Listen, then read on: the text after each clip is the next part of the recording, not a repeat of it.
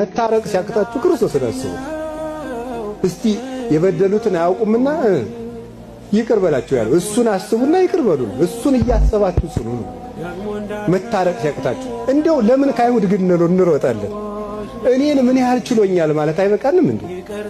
እኛን ምን ያህል ነው የቻለን እግዚአብሔር? ያንን አስባችሁ ይቅርታ አድርጉ ነው። ወህድጉ ያህድግ ለክሙ ወስራዩ ይሰሪ ለክሙ።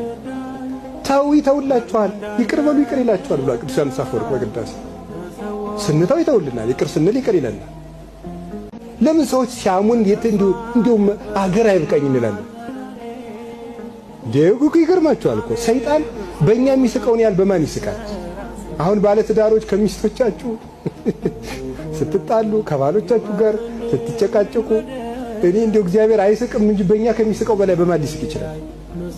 እውነቴን እኮ ነግራችሁ እንዴ አንተ እንደው ክርስቶስ ወደ ጠላቶቻችሁን ውደዱ ብሎ አንተ ወዳጅህን ብትጠላ ምንድነው የምትመልስለት ይላሉ።